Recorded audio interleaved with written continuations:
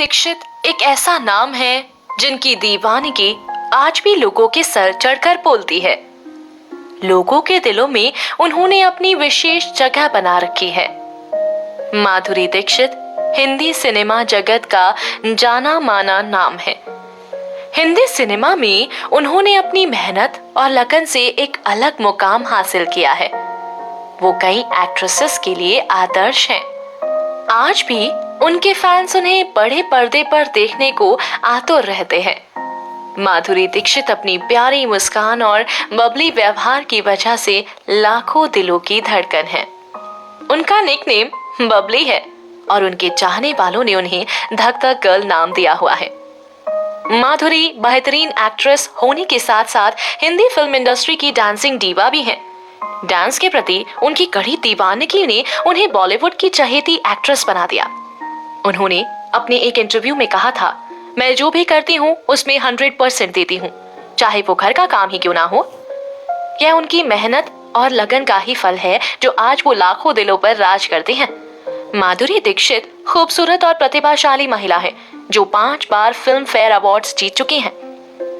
माधुरी दीक्षित का जन्म 15 मई 1965 को मुंबई में एक मिडिल क्लास फैमिली में हुआ था। पिता शंकर दीक्षित और माता स्नेहलता दीक्षित की प्यारी बेटी को बचपन से डॉक्टर बनने की चाह थी। बहन रूपा, भारती और भाई अजीत की लाडली माधुरी अपने 6 सदस्यीय परिवार में सबसे छोटी हैं।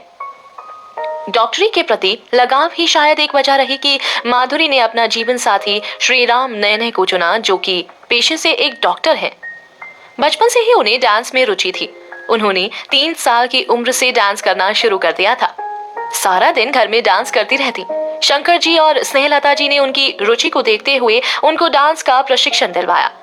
माधुरी ने 8 साल डांस की ट्रेनिंग ली, मेहनत की और बहुत अच्छी डांसर बन गई। माधुरी दीक्षित की शुरुआती पढ़ाई डिवाइन चाइल्ड हाई स्कूल से हुई। उसके बाद उन्होंने मुंबई यूनिवर्सिटी से ग्रेजुएशन की। माधुरी दीक्षित ने अपने फिल्मी करियर की शुरुआत साल 1984 में राजश्री प्रोडक्शन की फिल्म अबोध से की थी। वैसे फिल्म के लिए कुछ समय तक माधुरी के पेरेंट्स नहीं माने, पर बाद में उन्होंने परमिशन दे दी। उस समय माधुरी 12वीं पास कर मुंबई यूनिवर्सिटी में एडमिशन ले चुकी थी। इस तरह माधुरी को अबोध फिल्म से बॉलीवुड में डेब्यू करने का मौका मिला। अबोध फिल्म में माधुरी ने भोली भाली गोरी का कैरेक्टर निभाया था, जो कि यंग दुल्हन थी और उसकी शादी कम उम्र में कर दी जाती है। उस रोल को भी माधुरी ने बड़ी संजीदगी से किया। तापस पाल के साथ उन्होंने इस फिल्म में काम किया था। हालांकि फिल्म फ्लॉप रही, लेकिन उनकी एक्टिंग स्किल और खूबसूरती ने सुर्खियां बटोरी। अगले साल यानी सन 1985 में उन्होंने एक और फिल्म आवारा बाप की। इस फिल्म में उन्हें राजेश खन्ना और मीनाक्षी शेषाद्री जैसे जाने माने कलाकारों के साथ काम करने का मौका मिला। फिल्म बहुत बुरी तरह पिटी थी, लेकिन इसके गाने अपनी मधुरता के कारण प्रसिद्ध हैं। यह फिल्म भी दर्शकों की कसौटी पर खरी नहीं उतरी और दर्शकों प्यार पाने में नाकामयाब रही। 1986 से 1988 की शुरुआत तक माधुरी के फिल्मों का फ्लॉप शो जारी रहा। लगभग 3 से 4 साल तक उन्होंने नाकामयाबी का मुंह देखा। उनकी फिल्म स्वाति, जो 1986 में आई, उत्तर दक्षिण 1987 और दयावान 1988 भी नाकामयाब रही। उनमें से कोई भी उन्हें ज्यादा पहचान और कामयाबी नहीं दिला पाई। पर माधुरी दीक्षित मजबूत दिल की लेडी हैं, जिसके कारण लगातार कई सालों तक असफलताओं के बवंडर में फंसने के बावजूद भी वह डगमगाई नहीं और निरंतर संघर्ष करती रही। अंत में जीत उनकी हुई और ऐसी हुई कि हिंदी सिनेमा जगत की रानी बनकर रही। आज भी वो कई एक्ट्रेस के लिए आदर्श हैं। माधुरी हमेशा कहती हैं, मैं जो करने की सोचती हूँ तो उसे करके ही छोड़ती हूँ। मैं कभी भी गलतियों और असफलताओं के लिए रिग्रेट फील नहीं करती हूँ। उन्होंने हमेशा अपने आप को साबित किया है। कई असफलताओं के बाद भी उन्होंने हार नहीं मानी। उनकी सफलता की शुरुआत 1988 में एन चंद्रा की थ्रिलर फिल्म तेजाब के साथ हुई, जो साल 1988 की सबसे ज्यादा कमाई करने वाली फिल्म थी। फिल्म ने 4 फिल्म फेयर अवार्ड्स जीते थे।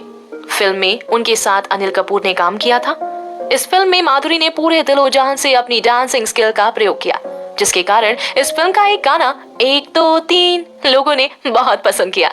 इस फिल्म से उन्हें उनके चाहने वालों ने 1 2 3 गर्ल का टाइटल दिया। माधुरी दीक्षित ने राम लखन 1989 में की थी। ये उनकी सफल फिल्मों में गिनी जाती है।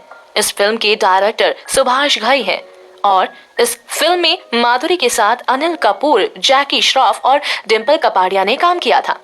फिल्म में माधुरी ने अनिल कपूर की बचपन की दोस्त राधा का किरदार बड़े उम्दा तरीके से जिया था और यह उनकी यादगार फिल्मों में गिनी जाती है। फिर 1989 में आई त्रिदेव, जो हिंदी भाषा में बनी एक्शन थ्रिलिंग फिल्म है। इस फिल्म में उनके साथ कई बड़े एक्टर्स ने काम किया था। यह फिल्म सुपर हिट रही थी। इस फिल्म का म्यूजिक भी काफी लोकप्रिय रहा था। त्रिदेव और राम लखन दोनों ही फिल्मों में माधुरी की एक्टिंग को दर्शकों ने सराहा और इनका म्यूजिक आज भी काफी पसंद किया जाता है।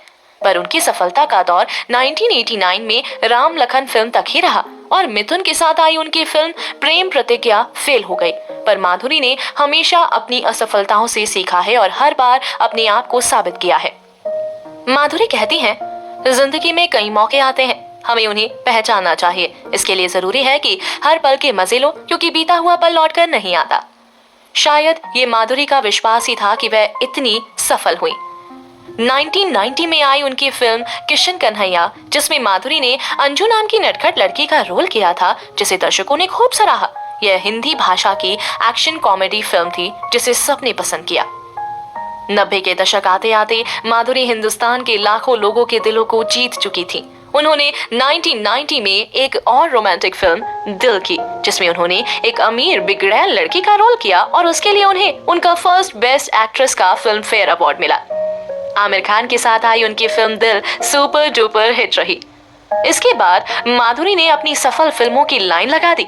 एक के बाद एक सफलता की सीढ़ी चढ़ती गई, फिर उन्होंने कभी पीछे पलट कर नहीं देखा। 1991 में उन्होंने फिल्म साजन की, जो उस साल की सबसे ज्यादा कमाई करने वाली फिल्म थी। इसमें उन्होंने सलमान खान और संजय दत्त के साथ काम किया था। फिर 1992 में आई उनकी फिल्म बेटा, इसमें उनके साथ अनिल कपूर ने काम किया था। इस फिल्म में उन्होंने अपनी चालाक सास के खिलाफ खड़ी होने वाली महिला का रोल किया और अपना दूसरा फिल्म फेयर बेस्ट एक्ट्रेस का अवार्ड जीता। उस समय फिल्म में हीरो चाहे कोई भी हो, अगर हीरोइन माधुरी है तो वह फिल्म हिट ही होती थी। धक धक गर्ल ने अपनी एक स्पेशल जगह बना ली थी हिंदुस्तान की जनता के दिलों में। उनकी मासूम मुस्कुराहट ने कई लोगों को उनका दीवाना बना दिया था। माधुरी मजबूत इरादों वाली, मेहनत पर विश्वास करने वाली महिला है। हमेशा अपने आप को इम्प्रूव करने की चाहत और जज्बा उनमें दिखाई देता है। 1993 में माधुरी ने संजय दत्त और जैकी श्रॉफ के साथ जबरदस्त एक्शन थ्रिलर फिल्म खलनायक में अभिनय किया, जो 1993 की सबसे ज्यादा कमाई करने वाली फिल्मों में से एक थी। माधुरी की फिल्मों ने हमेशा ही बॉक्स ऑफिस पर कलेक्शन के रिकॉर्ड तोड़े हैं।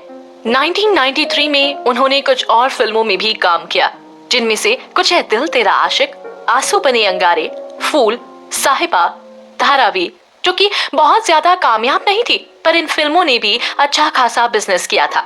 उसके बाद उन्होंने 1994 में अंजाम फिल्म की शाहरुख खान के साथ। यह पहली बार था कि माधुरी दीक्षित और शाहरुख खान ने एक साथ काम किया था।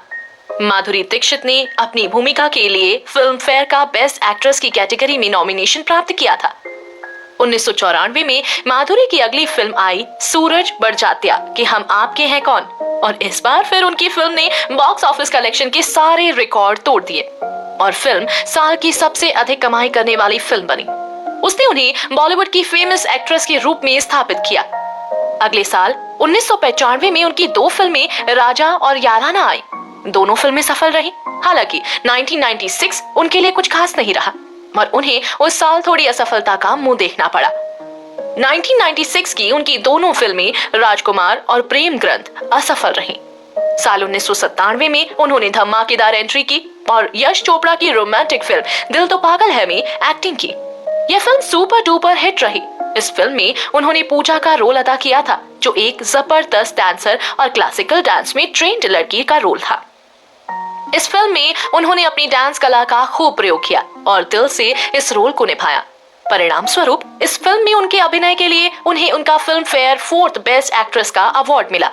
इसी साल उन्होंने कोयला, महानता, मृत्युदंड फिल्मों में काम किया। साल 1998 में उन्होंने बड़े मियां और छोटे मियां में काम किया। इस फिल्म में उनकी गेस्ट अपीयरेंस थे। उसी साल फिल्म वजूद में भी काम किया, जो कि दर्शकों में अपनी कुछ खास पहचान नहीं बना पाई।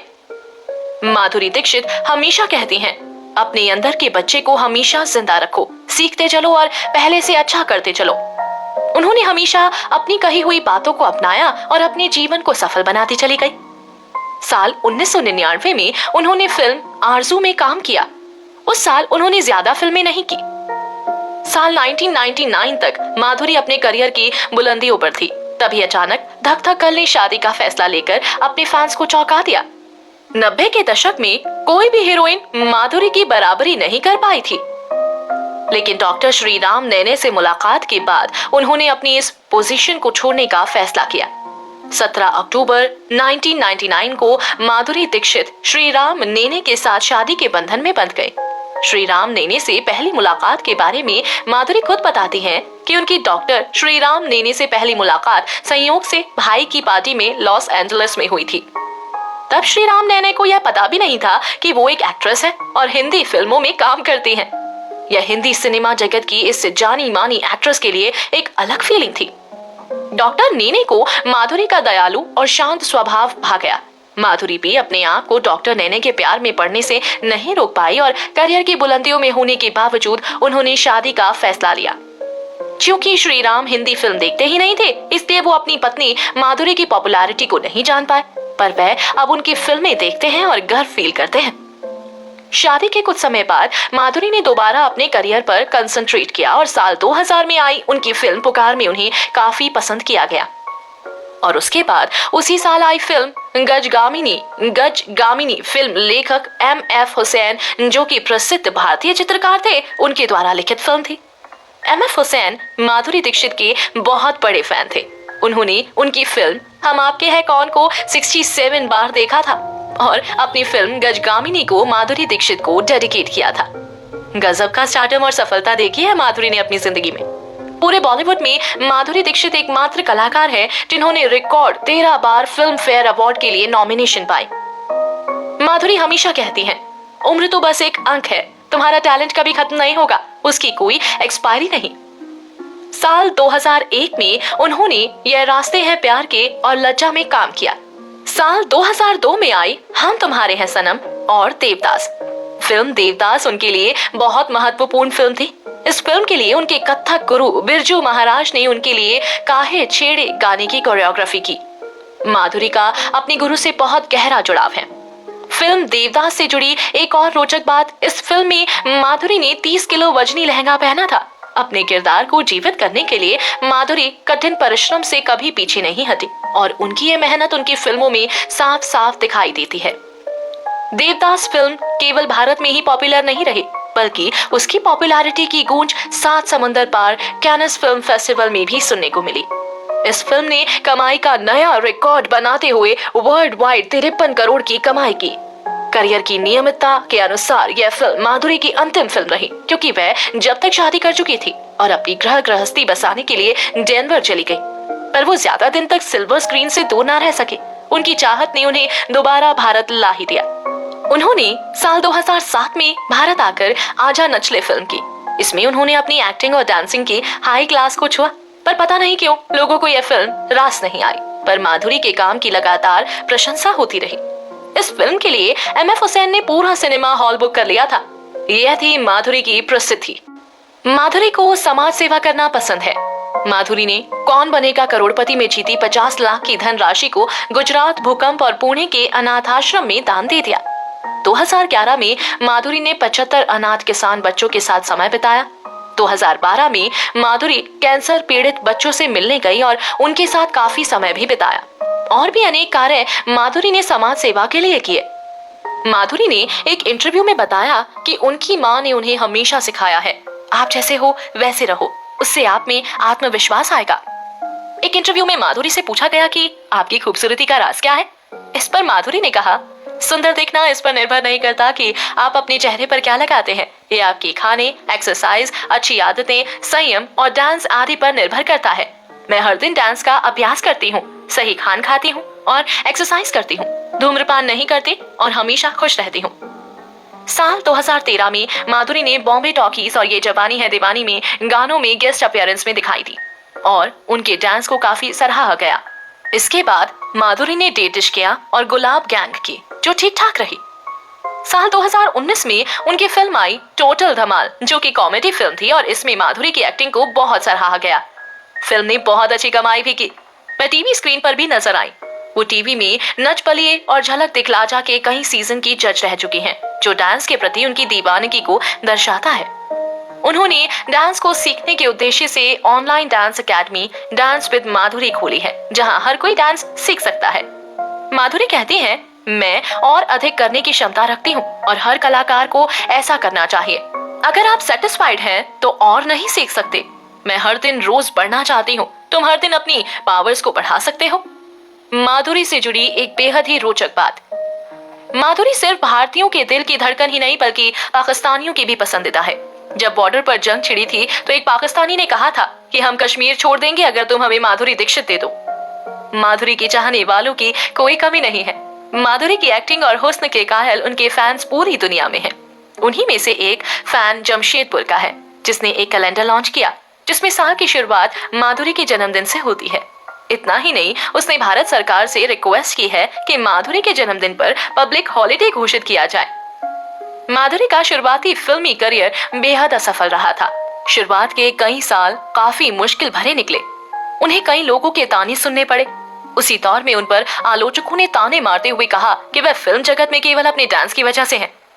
इसके बाद उन्होंने आलोचकों के मुंह पर अपनी बैक टू बैक हिट फिल्मों का तमाचा मारकर खुद के अभिनय की काबिलियत को भी साबित कर दिया। माधुरी जी अपनी बढ़ती उम्र के बारे में कहती हैं, मैं कभी उम्र के बढ़ने से नहीं डरती। ये तो होगा ही, हम इसे रोक नहीं सकते। जिंदगी जो भी प्यार से देती है वो लेते जाना चाहिए। ये बात माधुरी ने अपने काम से सभी को समझाया है। माधुरी को कई अवार्ड से नवाजा गया है। सन 2008 में उन्हें भारत सरकार के चतुर्थ सर्वोच्च नागरिक सम्मान पद्मश्री से सम्मानित किया गया। माधुरी दीक्षित एक बेहतरीन एक्ट्रेस होने के साथ एक कुशल पत्नी और बहुत ही केयरिंग माँ भी हैं। उनकी 2 बेटे अरिन और रेयान हैं। उनकी हर छोटी बड़ी जरूरत का ख्याल माधुरी ही रखती हैं। उनके साथ समय बिताने की खातिर उन्होंने अपने कई एक्टिंग असाइनमेंट लेने से मना कर दिया। उनके बच्चे अपनी माँ को टीवी पर देखकर काफी उत्साहित होते हैं। माधुरी अपने बच्चों के बारे में कहती है, मुझे यह नहीं पता कि मेरे बच्चे इसे समझते हैं या नहीं, लेकिन यह सब मुझे अच्छा लगता है। मैं उनके अंदर उसी मासूमियत को बनाए रखना चाहती हूँ।